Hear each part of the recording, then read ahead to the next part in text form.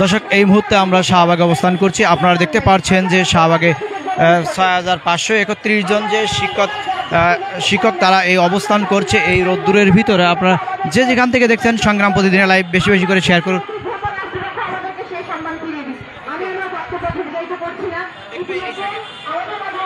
আমরা আপনাদের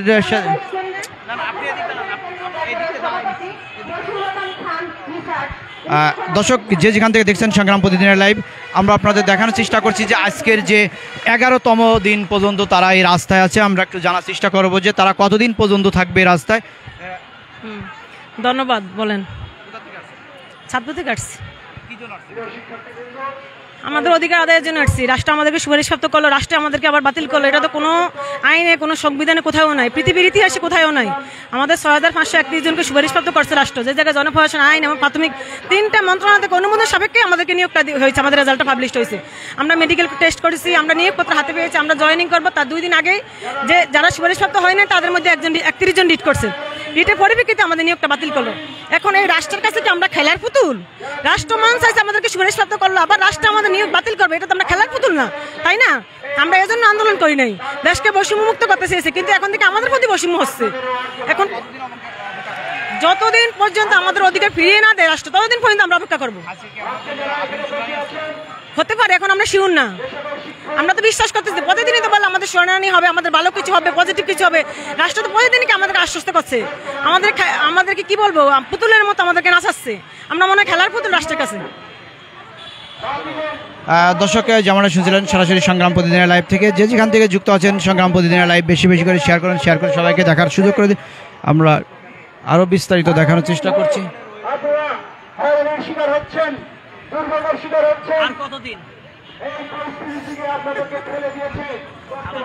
কতদিন না, আমাদের যতদিন পর্যন্ত যোগদান না হবে ততদিন পর্যন্ত আমরা রাস্তায় থাকবো। আর হচ্ছে আমাদের যোগদান হয়ে গেলে যদি আজকে আমাদের রায় পক্ষে আসে, আমরা চলে যাব, আমাদের যার যার কর্মস্থলে চলে যাব যদি আল্লাহ করে। আর যদি সরকার যদি চায় তাহলে আমরা আমাদের যার বাসায় চলে যাব এবং আমাদের যার যার কর্মস্থলে চলে যাব, আমাদের যার যার কর্মস্থলে ফিরে যেতে পারবো। আজকে 11তম দিন। হ্যাঁ, এটা 2টার পরে হতে পারে, আমি পুরো শিওর বলতে পারতেছি না। হ্যাঁ দর্শক, যেমনটা শুনছিলেন সরাসরি সংগ্রাম প্রতিদিনের লাইভ থেকে, যে যেখান থেকে দেখছেন বেশি বেশি করে শেয়ার করেন এবং সবাই আপনাদের আরো বিস্তারিত দেখানোর চেষ্টা করব। দাবিতে তারা কিন্তু এই শাহবাগে অবস্থান করেছেন।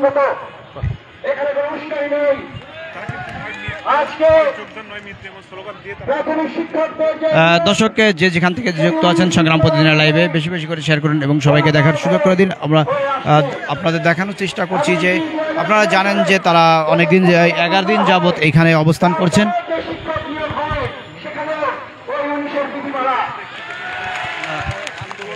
যে যেখান থেকে দেখছেন সংগ্রাম প্রতিদিনের লাইভ থেকে, আমরা একটু কথা বলার চেষ্টা করব। ঢাকা এবং চট্টগ্রাম বিভাগের শিক্ষকদেরকে সেখানে জুন, জুলাই, আগস্টের আগে একই সার্কুলারে 1ম এবং 2য় ধাপের নিয়োগ সম্পন্ন হয়েছে। তারই ধারাবাহিকতায় 3য় ধাপের নিয়োগ, তার পরীক্ষা, তার ভাইভা সকল কাজ সম্পন্ন হওয়ার পরে এই আগস্ট মাসের আন্দোলনের কারণে রেজাল্ট প্রকাশ স্থগিত অবস্থায় ছিল। তারপরে আমরা দেখলাম সেপ্টেম্বর মাসে জনপ্রশাসন মন্ত্রণালয়, শিক্ষা অধিদপ্তর এবং আইন মন্ত্রণালয় তারা নিজেদের মধ্যে সুপারিশ করছেন, আলোচনা করছেন যে কিভাবে রেজাল্টটা প্রকাশিত করা যায়। আপনারা সেপ্টেম্বরের ওই পত্রিকার খবরের পাতা উল্টালেই দেখতে পাবেন তারা তখন গবেষণা করছিল যে কিভাবে, কোন বিধিমালায়, কি প্রক্রিয়ায় আজকে এই 3য় ধাপের নিয়োগের ফলাফলটা প্রকাশ করা যায়। তখন তারা অক্টোবর মাসে এসে তারা সিদ্ধান্ত নিলেন যে এই যে 6531 জন মানুষ, 6531টি পরিবার, তাদের সদস্য যারা আপনারা এখানে বসে আছেন, আপনাদেরকে সুপারিশ করা হলো যে আপনারা যোগ্য মেধার ভিত্তিতে, আজকে বাংলাদেশের প্রাথমিক শিক্ষা, বাংলাদেশের সবচেয়ে বঞ্চিত শিক্ষা, বহু লক্ষ লক্ষ তরুণ শিশু আজকে ঝরে পড়ে প্রাথমিক শিক্ষার অভাবে, সেখানে আমাদের পর্যাপ্ত শিক্ষক নেই। ফলে আজকে ৬,৫৩১ জন নয়, আজকে হাজার হাজার লক্ষ লক্ষ শিক্ষক আমাদের দরকার। সেই পরিস্থিতিতে যখন আপনাদেরকে সুপারিশ করা হলো, তার ভিত্তিতে সেখানে আপনাদের মেডিকেল টেস্ট সম্পন্ন হয়ে গেল, আপনাদের পুলিশ ভেরিফিকেশন সম্পন্ন হয়ে গেল, কোন কোন অঞ্চলে নিয়োগপত্রটা পর্যন্ত অনেকে পেয়ে গিয়েছিলেন। এই যখন পরিস্থিতি, চাকরি দিয়ে দেওয়া হয়েছে, চাকরি পেয়ে গেছি, এই চিন্তা করে, এই খবর পেয়ে, এই নিশ্চয়তা পেয়ে বহু তরুণ যারা হয়তো অন্য কোনো চাকরি করতেন, তারা সেই চাকরি ছেড়ে দিয়ে তারা এই চাকরির জন্য সকল পদ্ধতি অনুসরণ করে। হাতে নিয়োগপত্র পেয়ে যখন কেউ বলে যে আপনার চাকরি বন্ধ, এটির থেকে বড় অন্যায় আর কিছু হতে পারে না। আজকে বাংলাদেশের চরম বেকারত্ব, তরুণদের কর্মসংস্থানের ভয়াবহ সংকট, এই পর্যায়ে আজকে যখন লক্ষ লক্ষ কর্মসংস্থান সৃষ্টি করতে হবে, তখন ৬,৫৩১ জনের হাতে সরকারি নিয়োগ দিয়ে সেটাকে বলতে চাই স্পষ্ট জুলুম। এই জুলুম আজকে আবু সাইদের রক্তের সাথে বেইমানি। এই জুলুম বাংলাদেশ ছাত্র ফেডারেশনের ঢাকা নগরের সাংগঠনিক সম্পাদক শহীদ জুলফিকার আহমেদ শাকিলের রক্তের সাথে বৈষম্য। ফলে আমরা ছাত্র ফেডারেশন, আমরা যখন দেখেছি আপনাদের এই শিক্ষকদের ন্যায্য দাবির সাথে আপনাদের সাথে যখন অন্যায় করা হচ্ছে, তখন থেকে প্রদর্শন করেছি। আমরা যখন দেখেছি বিভিন্ন সময় আপনাদের উপরে হামলা করা হয়েছে, নিষ্ঠুরভাবে একজন গর্ভজাত নারীর পেটে লাথি মারা হয়েছে, তখন এই নিষ্ঠুরতার বিরুদ্ধে আমরা দাঁড়িয়েছি। বন্ধুগণ, আমরা জুলাই আগস্টে দেখেছি কিভাবে ছাত্র জনতার বিরুদ্ধে আমাদের রাষ্ট্রীয় বাহিনী পুলিশকে লেলিয়ে দেওয়া হয়েছিল। তারা এক একটি হাসিনার সৈনিকে পরিণত হয়েছিল। টাকায় কেনা বেতন, পোশাক, অস্ত্রের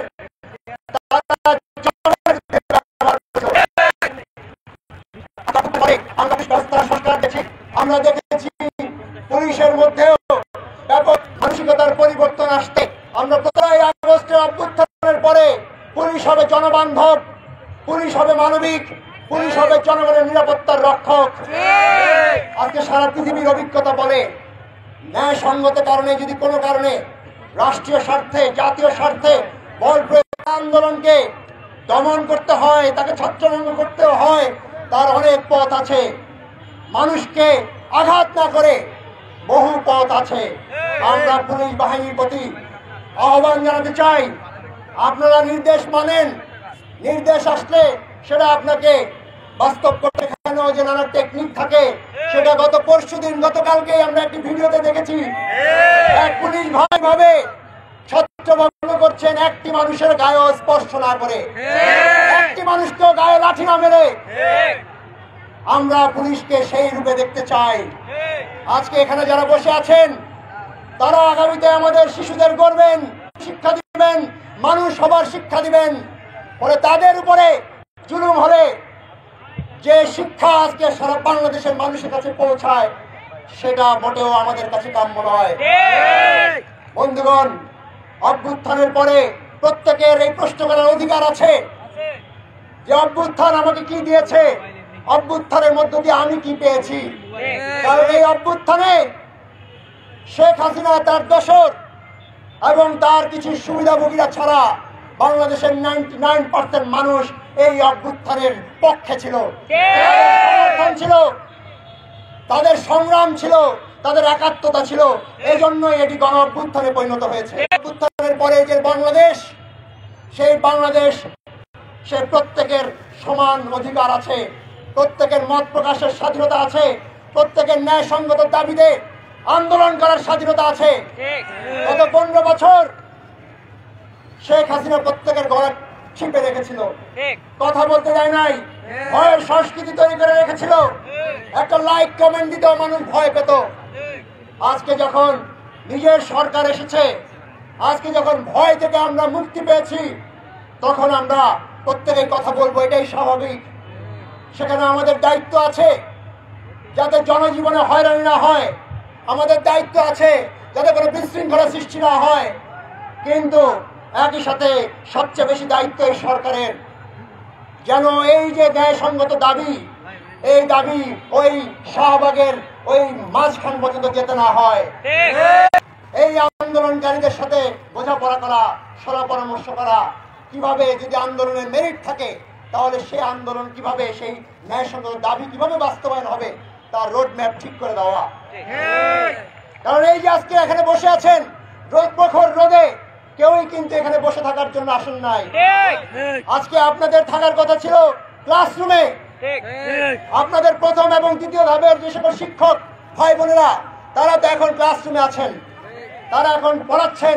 কিন্তু আজকে আপনাদের এই রোদের মধ্যে ঢুকতে হচ্ছে, বিশেষ করে আমাদের মায়েদের বোনেদের, তাদের যে নানা ধরনের সংকট জীবনের, সেই সকল সংকট প্রতিবন্ধকতা উতরিয়ে আজকে তারা এখানে লাগাতার 11 দিন আছেন। আমরা ধিক্কার, বাংলাদেশে নতুন বাংলাদেশ নির্মাণের কথা বলেন, কিন্তু 11 দিন ধরে আপনারা যারা এখানে আন্দোলন করছেন, 3 দফায় আপনারা মার খেলেন, কিন্তু সহমর্মিতা জানানোর মতো সময় যাদের হয়নি, আপনাদের পাশে দাঁড়ানোর সময় যাদের হয়নি, মেলেনি, তাদের প্রতি আমরা ধিক্কার জানাই। আমরা ধিক্কার জানাই আজকে রাষ্ট্রকে, সরকারের ওই দায়িত্বশীলদেরকে, যাদের গাফিলতির কারণে আজকে এই সংকটের তৈরি হয়েছে। আজকে পরিষ্কার করে বলতে চাই, আদালত দেখে আবার না, আদালতের কাছে আমরা ভরসা রাখতে চাই। কিন্তু অতীতে আমরা দেখেছি কিভাবে শেখ হাসিনার আদালত কিভাবে ক্যাঙ্গারু আদালতে পরিণত হয়েছিল, কিভাবে কতিপয়ের স্বার্থে জনস্বার্থকে উপেক্ষা করে নানা ধরনের বায়াস রিপোর্ট, বায়াস রায় তারা দিয়েছিল। বলে আমরা সেরকম রায়ের পুনরাবৃত্তি দেখতে চাই না। আমরা রাষ্ট্রের কাছে জোরালো ভূমিকা চাই। আর একই সাথে পরিষ্কার করে বলতে চাই, যদি আজকে এই 6531 জনের চাকরি নিশ্চিত না হয়, তাদের নিয়োগ যদি নিশ্চিত না হয়, তাহলে ওই জনপ্রশাসন, ওই শিক্ষা অধিদপ্তর, ওই আইন মন্ত্রণালয়, এই যে 3টি মন্ত্রণালয় এর সাথে যার সাথে জড়িত ছিল, তাদের চাকরিও থাকার কোনো অধিকার নেই। বলে যারা এই সুপারিশ করেছেন, যাদের সুপারিশের কারণে আজকে এই হাজার হাজার মানুষকে এই উত্তপ্ত রোদে দিনের পর দিন ভুক্তভোগী হতে হচ্ছে, তাদেরকে জবাবদিহিতা করতে হবে। বন্ধুগণ, অনেকেই কোটার আলাপ করেন, এই সকল আলাপ এই আপনাদের এই ন্যায়সঙ্গত আন্দোলন, কারণ এই সার্কুলার হয়েছিল প্রজ্ঞাপনের আগে। কারণ এই দ্বিতীয়, প্রথম এবং তৃতীয় প্রত্যেকটি ধাপের পরীক্ষা, রিটেন এবং ভাইবা সবই হয়েছে এই প্রজ্ঞাপনের আগে। এবং প্রজ্ঞাপন কখনো পুলিশের ওই বিধিমালার থেকে ঊর্ধ্বে হতে পারে না। এই প্রজ্ঞাপন নিয়ে তাও চিন্তা করা যেত, কথার তর্কের খাতিরে তাও চিন্তা করা যেত, কিন্তু চিন্তা করার কোনো সুযোগই নেই, কোনো অবকাশই নেই। কারণ রেজাল্ট করে এসে এই সরকার তার 3টি মন্ত্রণালয় ফলে এখন কোটার উছিলা দিয়ে, কোনো বাহানা দিয়ে আজকে এতগুলো মানুষের চাকরি তার পেটে লাথি, এটি বাংলাদেশে মেনে নেওয়া যাবে না। বলে আমরা আজকে এই আপনাদের এই শান্তিপূর্ণ ছাত্র ফেডারেশনের পক্ষ থেকে আপনাদের এই আন্দোলন, এই সমাবেশ এবং প্রত্যেকটি দাবি তার সাথে পূর্ণ সংহতি প্রকাশ করি, একাত্মতা প্রকাশ করি এবং এই আন্দোলনকে আমাদের আন্দোলন হিসেবে আমরা ঘোষণা করি। আমরা এই 6531 জন শিক্ষকের ন্যায়সঙ্গত দাবি বাস্তবায়ন না হওয়া পর্যন্ত আমরাও আপনাদের সাথে রাজপথে থাকব। তবে আপনাদের তার জন্য আপনাদেরকে ওয়াদা দিতে হবে, এই আন্দোলনে যাতে কোনো ধরনের সহিংসতা না হয় আপনাদের তরফ থেকে। এই আন্দোলনে আপনাদের তরফ থেকে যাতে কোনো ধরনের বিশৃঙ্খলা সৃষ্টি না হয়, জনদুর্ভোগ না হয়, আমরা শান্তিপূর্ণভাবে অহিংসভাবে প্রয়োজনে অনশন কর্মসূচি ঘোষণা করে হলেও আমরা আমাদের এই দাবি বাস্তবায়ন করব। সরকার যদি তার দাবি করে, আমরা অনেকের কাছে শুনেছি যে রাষ্ট্রপক্ষ তার যে তাকত নিয়ে আইন লড়ার কথা, রাষ্ট্রপক্ষ সেটি লড়ছেন না। তাদেরকে বাধ্য করতে হচ্ছে, চাপ সৃষ্টি করতে হচ্ছে যে আপনারা আপিল করেন, অথচ উল্টোটা হওয়ার কথা ছিল। তাদের প্রত্যেক দিন এতগুলো মানুষের কাছে কৈফিয়ত দেওয়ার কথা, প্রত্যেক দিন ব্রিফ করার কথা, নিজ উদ্যোগে নিজ দায়িত্বে, কিন্তু তারা সেটা করছেন না। বন্ধুগণ, তাদেরকে স্মরণ করিয়ে দিতে হবে, আপনার বেতন, আপনার ওই আয়েশ, আপনার ওই গাড়ি, আপনার ওই বাহন আমাদের ট্যাক্সের টাকায় থাকে। সচিবালয়ে বসে এসির হাওয়া খাবেন, আর আপনার অবহেলায় যে নিয়োগপ্রাপ্ত হাজারো মানুষ, তাদেরকে এই উত্তপ্ত রোদে পোহাবেন, বসিয়ে রাখবেন, পুলিশ দিয়ে ওই লাঠিপেটা খাওয়াবেন, পানি জল কামানের শিকার করাবেন, এটি কোনোভাবে।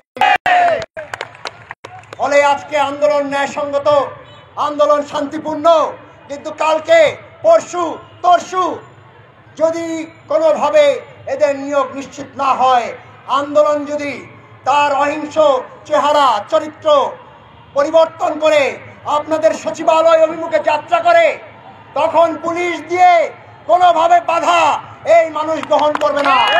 বাংলাদেশের মানুষ এই সকল বাধাকে অতিক্রম করা শিখেছে। আমরা প্রাসাদ আক্রমণ করেছি, আমরা ওই জালেমের প্রাসাদ ভেঙে দিয়েছি। ফলে বাংলাদেশে পরিষ্কার ঘোষণা, শহীদের ঘোষণা, বাংলাদেশে কোনো জালেম ব্যবস্থা নতুন করে এখানে আর হতে দেওয়া হবে না।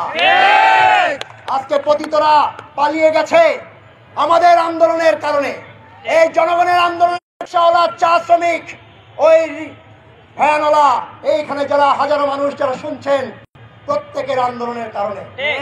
ফলে এই ফসল আমাদের, এই ফসল ঘরেও আমাদেরকে তুলতে হবে। কিন্তু পতিতদের প্রেতাত্মারা, তাদের রেখে যাওয়া ব্যবস্থা কাঠামো, সুবিধাভোগীরা আজকে এখনো রাষ্ট্রের প্রত্যেকটি যন্ত্রের ভিতরে জায়গায় জায়গায় এখনো বসে আছে। আমাদেরকে বাধ্য করবেন না আপনাদেরকে জায়গা থেকে টেনে রাজপথে নামিয়ে আনতে। আমরা সরকারকে সহযোগিতা করতে চাই, কারণ এই সরকার আমাদের সরকার। সরকারকে ব্যর্থ করার কোন ষড়যন্ত্র বাংলাদেশে অভ্যুত্থানকারী শক্তি একটি প্রাণও বেঁচে থাকতে হতে দেবে না। আমরা চাই এই সরকার তার যে আশু করণীয়, তার কাছে প্রদত্ত যে করণীয়, সেই করণিত কাজের মধ্যে তার ছায়ায় বিভিন্ন দায়িত্বশীল ব্যক্তিরা যখন এই ধরনের আকাজ করে, এই ধরনের অদায়িত্বশীল গাফিলতি করে, তখন তাদেরকেও জবাবদিহিতার আওতায় আনতে হবে। যে সকল পুলিশ বাহিনীর সদস্যরা অতি উৎসাহী হয়ে আমাদের ভাইদের গায়ে, বোনদের গায়ে ভয়াবহ লাঠিপেটা করেছে, হাসপাতালে পাঠিয়েছে, তাদেরকেও জবাবদিহিতার আওতায় আনতে হবে। প্রয়োজনে চাকরিচ্যুত করতে হবে। আজকে আপনারা এখানে 4টা পর্যন্ত আন্দোলন করবেন। আজকে আমরা শুনেছিলাম আদালতে শুনানি হবে, সেই শুনানির সময় দুপুর 2টা বাজে আমরা আদালতের দিকে তাকিয়ে আছি। কাল ক্ষেপণ করবেন না, ওই তারিখ এটি আমরা মেনে নেব না। এই আন্দোলনকারীদের প্রত্যেকের মেরিট আছে, তাদের দাবি ন্যায্য, যৌক্তিক। ওই 31 জনের কি উদ্দেশ্য আমরা জানি না, আমরা জানতেও চাই না। কিন্তু আপনাদেরকে তাকাতে হবে এই নিরুপায়, এই ন্যায্য দাবির প্রতি জনতার দিকে, তাদের কণ্ঠের দিকে, তাদের প্রত্যাশার দিকে। তাদের সাথে বেইনসাফি হয়েছে, তাদের সাথে অন্যায় হয়েছে। অন্যায়ের বিপরীতে ন্যায় প্রতিষ্ঠা করাই আদালতের কাজ। ফলে আদালতের প্রতি আমাদের আহ্বান, এই প্রাথমিক শিক্ষক যাদেরকে নিয়োগ বঞ্চিত আপনার রায় করা হয়েছে, সেই রায় বাতিল করে তাদের নিয়োগ অবিলম্বে ফেরত দিন। আর সরকারকে বলবো আপনাদের দায়িত্বশীলদেরকে আরো দায়িত্বশীল হতে হবে। রাষ্ট্র ওই আদালতে রাষ্ট্রপক্ষকে আরো জোরালোভাবে তার যুক্তি তার তর্ক উপস্থাপন করতে হবে। কোনোভাবেই কেউ যদি সৎভাবে চায় তবে এখানে হারার কোনো সুযোগ নেই।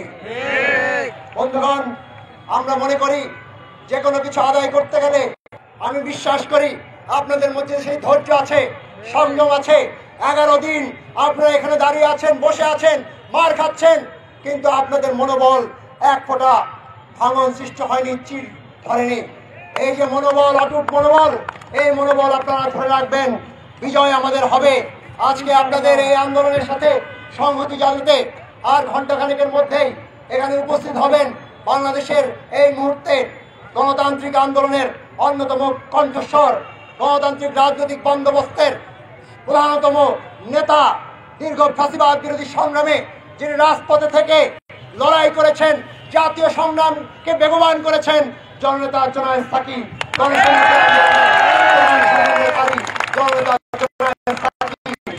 তিনি, আপনারা জানেন, তিনি ইতিমধ্যেই আপনাদের সাথে যে নিষ্ঠুর হামলা হয়েছিল সেই হামলার প্রতিবাদ জানিয়েছেন এবং তিনি তার দীর্ঘ ব্যস্ত সময় ঠিক করেছেন।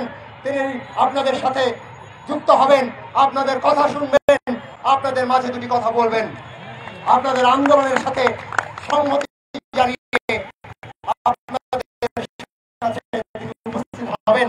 আশা করি আপনারা আছেন, আশা করি আপনারা ঐক্য রাখবেন এবং এই আন্দোলনকে বেগবান করবেন। ছাত্র ফেডারেশন, আমরা এই আন্দোলন বিজয় না হওয়া পর্যন্ত আপনারা যতদিন মাঠে থাকবেন, আপনারা যতদিন মাঠে থাকবেন, আপনাদের পাশে ততদিন আমরাও মাঠে থাকবেন। ধন্যবাদ।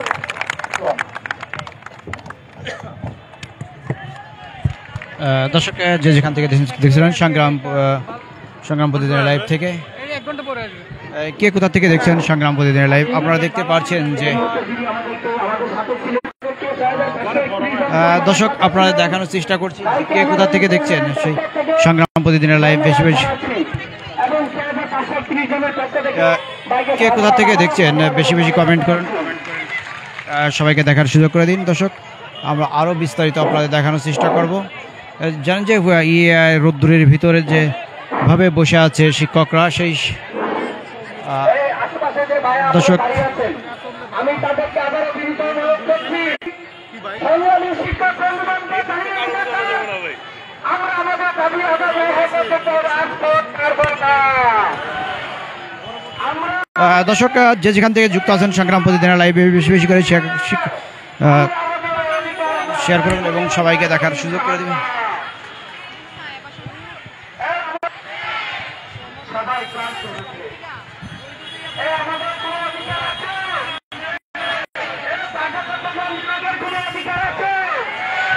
দর্শক, যে যেখান থেকে যুক্ত আছেন সংগ্রাম প্রতিদিনের লাইভ বেশি বেশি করে শেয়ার করুন, সবাইকে দেখার সুযোগ করে দিন। আমরা আরও বিস্তারিত জানার চেষ্টা করব।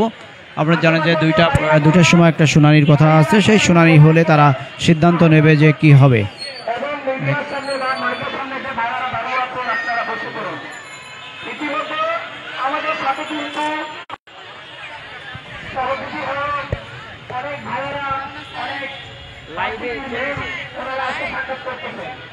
আমরা আশা করছি আমরা আমাদের অধিকার ফিরে পাবো, আমরা আশা করছি আমরা আমাদের অধিকার ফিরে পাবো ইনশাআল্লাহ। আমাদের কোনো অধিকার আছে? ঢাকা চট্টগ্রাম বিভাগের কোনো অধিকার আছে? পরিবারের কোনো অধিকার আছে? শিক্ষক পরিবারের কোনো অধিকার আছে?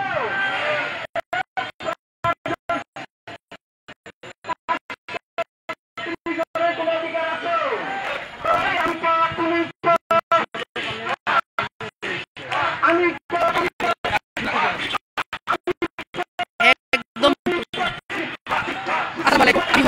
প্রাথমিক তৃতীয় ধাপের চূড়ান্ত সুপারিশপ্রাপ্ত একজন শিক্ষক। আমাদেরকে প্রাথমিক শিক্ষা অধিদপ্তর থেকে চূড়ান্তভাবে সুপারিশপ্রাপ্ত করা হয়। 2023 সালের সার্কুলারে প্রথম ধাপ এবং দ্বিতীয় ধাপ এবং তৃতীয় ধাপ তিনটি ধাপে পরীক্ষা নেওয়া হয়। বর্তমানে প্রথম ধাপ এবং দ্বিতীয় ধাপ অলরেডি 6 মাসের উপরে চাকরি করছে। এমনকি দ্বিতীয় ধাপের প্যানেল নিয়োগ পর্যন্ত জয়েন করেছে ডিসেম্বরে। তো আমাদের যে তৃতীয় ধাপ ঢাকা ও চট্টগ্রামের পরীক্ষা হয়, আমরা চূড়ান্তভাবে সুপারিশপ্রাপ্ত হই, কিন্তু 31 জন রিট করার ফলে, যারা চূড়ান্তভাবে সুপারিশপ্রাপ্ত হয়নি তারা রিট করার ফলে হাইকোর্ট থেকে প্রথমে আমাদেরকে 6 মাসের জন্য স্টে অর্ডার করে স্থগিত করা হয় আমাদের নিয়োগটা, ঢাকা ও চট্টগ্রাম বিভাগের 6531 জনের নিয়োগকে। তো আমরা তখন আইনিভাবে আগাচ্ছিলাম যে হাইকোর্ট থেকে আমাদের তো এটা অবৈধ না, কারণ আমাদের বর্তমান সরকার সুপারিশপ্রাপ্ত করেছে। বর্তমান সরকার, জনপ্রশাসন মন্ত্রণালয়, আইন মন্ত্রণালয়, বর্তমান উপদেষ্টারা একই সাথে মতামত দিয়ে তাদের মতামতের ভিত্তিতে এমনকি তাদের সম্মিলিত সিদ্ধান্তে আমাদের রেজাল্ট প্রকাশ করা হয়। তাহলে এটা তো কোনো অযৌক্তিক না। যেহেতু অযৌক্তিক না, সেই জন্য আমরা আইনিভাবে আগাচ্ছিলাম। তো হাইকোর্ট থেকে চেম্বার জজ, তারপরে সুপ্রিম কোর্ট, এভাবে কয়েকটা শুনানির পর সুপ্রিম কোর্ট আবার হাইকোর্টেই কেসটা পাঠায়। তা হাইকোর্টেও আমাদের 7 থেকে 8টা শুনানি হয়। শুনানির পর আমাদের যাবতীয় ডকুমেন্ট আমরা হাইকোর্টে পেশ করি, যে আইন মন্ত্রণালয়, জনপ্রশাসন, উপদেষ্টারা যে সিদ্ধান্ত দিয়েছিল সেই সকল কাগজপত্রগুলি আমাদের লয়ার সাবমিশন করে হাইকোর্টে। কিন্তু হাইকোর্ট থেকে 6ই ফেব্রুয়ারি আমাদের চূড়ান্ত রায়ের কথা বলে। তো আমরা 6 তারিখ হাইকোর্টে উপস্থিত থাকি। তো হঠাৎ করেই 6 তারিখ এমন হয় যে আমাদের ঢাকা ও চট্টগ্রাম বিভাগের 6531 জনের নিয়োগটা সম্পূর্ণরূপে বাতিল করে দেয়। আর এই বাতিল করে দেওয়ার ফলে আমরা সাথে সাথেই সচিবালয়ে যাই, কারণ সেখানে জানার জন্য যে কেন আমাদের নিয়োগটা বাতিল করা হলো। আর তারও আগে আপনাদের আরও একটা কথা জানাতে যাই যে আমরা 14 তারিখ, জানুয়ারির 14 তারিখ একটা শান্তিপূর্ণ অবস্থান করি প্রেস ক্লাবে। তখন আমাদের সচিবালয় থেকে আহ্বান জানায় এবং আমাদের 6 জনের প্রতিনিধি টিম সচিবালয়ে যায়। সেইখান থেকে বিধান রঞ্জন স্যার আমাদের বলে যে তোমরা আমার পরিবারের সদস্য, তোমরা রাস্তায় থাকা মানে আমি নিজে রাস্তায় থাকা, তাহলে তোমরা কেন রাস্তায় আসছো? তোমরা তো আমাদের শিক্ষক, তোমাদের 6531 জন থেকে একজনকেও ছাড়া আমরা নিয়োগ কার্য সম্পন্ন করব না। তো সেই আশ্বাসে আমরা জানুয়ারির 14 তারিখে শান্তিপূর্ণভাবে যেই সমাবেশ করছিলাম সেটা স্থগিত করে বাসায় চলে যাই। কিন্তু পরবর্তীতে যখন 6 তারিখ ফেব্রুয়ারির হাইকোর্ট থেকে রায় বাতিল করলো, তখন আমরা সচিবালয়মুখী হই যে স্যারের সাথে কথা বলার জন্য। তো স্যার বা উপরমহল থেকে কেউ আমাদের সাথে দেখা করতে আসে না, এমনকি পুলিশ সেখান থেকে আমাদের বাধ্য করে চলে আসার জন্য। তখন আমরা প্রেস ক্লাবে অবস্থান করি। আর 6ই ফেব্রুয়ারি থেকে লাগাতার আজকে 11 দিন যাবৎ আমরা প্রেস ক্লাবে এবং শাহবাগে শান্তিপূর্ণভাবে অবস্থান করছি। তো মাঝখানে আমরা গত মঙ্গলবার দিন শাহবাগে রাস্তা ব্লক করি। যেহেতু যখন 7ম দিন হয়ে যায় আমরা কোনো আশ্বাস পাই না উপরমহল থেকে, তখন আমরা শাহবাগের রাস্তা অবরোধ করি। আর এতে করে পুলিশ আমাদের উপর নির্মমভাবে অত্যাচার করে, যেটা বলার অপেক্ষা রাখে না। বর্তমান রাষ্ট্রের কাছে আমরা এটা আশা করি না কখনোই। আমরা যখন রাস্তা ব্লক করি তখন পুলিশ আমাদের উপরে প্রথমে জল কামান নিক্ষেপ করে, তারপরে ওরা লাঠিচার্জ করে পুলিশ। কিন্তু যখন আমরা লাঠিচার্জের ফলেও সরছিলাম না, তখন তারা এমনকি আমাদের উপর টিয়ার শেল পর্যন্ত নিক্ষেপ করে। আর সেই টিয়ার শেলের শিকার আমি নিজেও হই, আমার পায়ে টিয়ার শেল লাগে। তো পরবর্তীতে অনেককেই অ্যারেস্ট করে আমাদের, এমনকি অনেকেই হসপিটাল ভর্তি হয়, অনেকে অসুস্থ হয়ে যায়। তো বর্তমান সমাজের কাছে এটা আমরা আশা করি না কখনোই, কারণ বর্তমান হচ্ছে বৈষম্য বিরোধী দেশ। এখানে আজও আমরা পুলিশ দ্বারা প্রতিনিয়ত নির্যাতিত হব, অবহেলার শিকার হব, হুমকির শিকার হব, এটা তো আমরা আশা করি না। কেন? আমরা তো আমাদের অধিকার নিয়ে আসছি, আমরা তো কোনো দাবি নিয়ে আসি নাই, এটা তো আমাদের যৌক্তিক অধিকার। বর্তমান সরকার যখন আমাদের সুপারিশপ্রাপ্ত করেছে, আমরা তো বলিনি যে আমাদের সুপারিশপ্রাপ্ত করেন। এখানে আমরা তো কখনোই বলিনি যে আমাদের কিভাবে সুপারিশপ্রাপ্ত করবেন, সেটা আপনারা কোন নিয়মে করবেন সেটা সম্পূর্ণ আপনাদের উপর, আপনাদেরও হাতে ছিল। আমরা তো বলি নাই যে আমাদের 19 সালের বিধিমালা অনুযায়ী আপনারা সুপারিশপ্রাপ্ত করেন, সালের বিধিমালা অনুযায়ী সুপারিশপ্রাপ্ত করে যথাযথ মর্যাদা দিয়ে এখন আমাদের মর্যাদাহানি করছেন। আমাদেরকে চূড়ান্তভাবে সুপারিশপ্রাপ্ত করেছেন বর্তমান সরকার এবং আপনাদের সম্মিলিত সিদ্ধান্তে আমরা সুপারিশপ্রাপ্ত হয়েছি। তাহলে হাইকোর্ট থেকে কেন আমাদের এইটা বাতিল করা হলো? আপনারা উপরমহল এখন কোথায়? আইন বিভাগ, বিচার ব্যবস্থা এখন কোথায় যে সম্পূর্ণ বিপরীতে চলে গেল? পরবর্তীতে আমরা এখন পর্যন্ত কোনো আশ্বাস পাই না।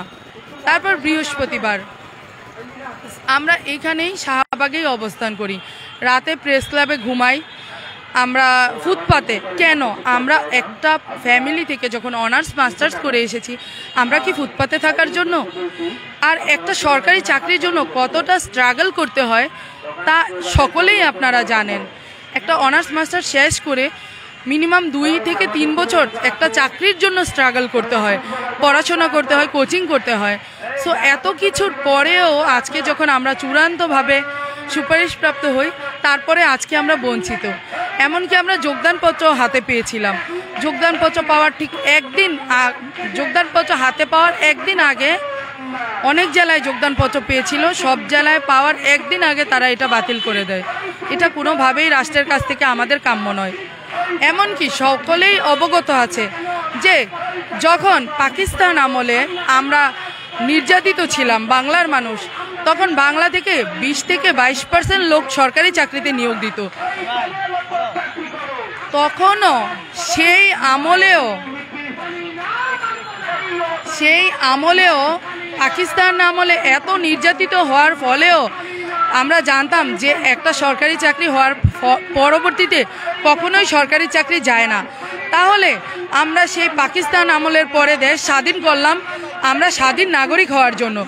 এমনকি বর্তমানে ফ্যাসিস্ট সরকার থেকেও আমরা দেশ স্বাধীন করলাম জুলাই বিপ্লবের মাধ্যমে, যাতে করে আমরা একটা স্বাধীন দেশে স্বাধীনভাবে বাঁচব। কোথায় তাহলে সেই স্বাধীনতা? আজকে আমরা বঞ্চিত। একই নিয়োগে প্রথম ধাপ, দ্বিতীয় ধাপ চাকরি করছে, তৃতীয় ধাপ বঞ্চিত। কেন? এই কি তাহলে স্বাধীনতা? এই কি জুলাই বিপ্লবের ফল? সেই পাকিস্তান আমলেও তো ভাই কখনো সরকারি চাকরি হলে চাকরি চাইতো না। তাহলে বর্তমান বৈষম্য বিরোধী দেশে কিভাবে একটা সরকারি চাকরিতে চূড়ান্তভাবে সুপারিশ হওয়ার পরেও আমরা স্কুলে যোগদান করতে পারছি না?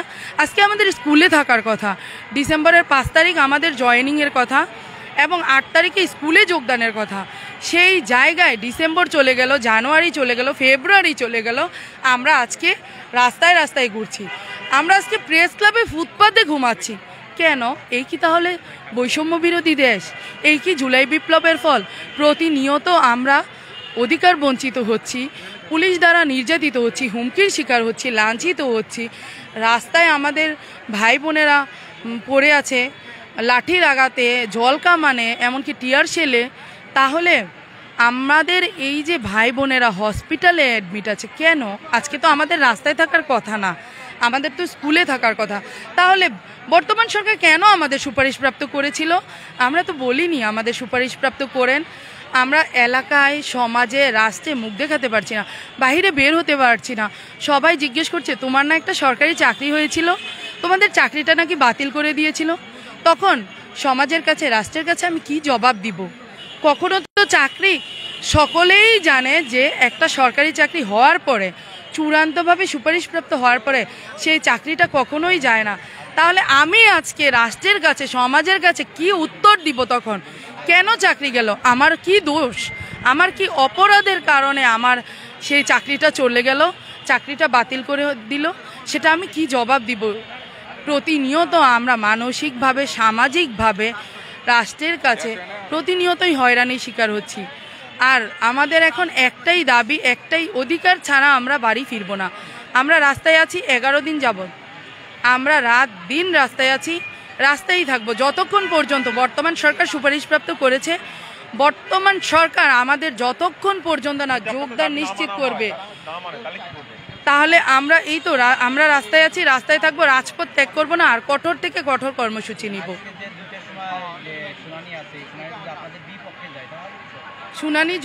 শুনানি এখন পর্যন্ত আমরা কনফার্ম হই নাই, সেটা বৃহস্পতিবার প্রেসের মাধ্যমে আমরা জানতে পেরেছিলাম। উপরমহল থেকে জানানো হয়েছিল প্রেসকে, মিডিয়াকে, যে আজকে শুনানি, কিন্তু এখন পর্যন্ত আমরা সেটা শিওর কনফার্ম হই নাই।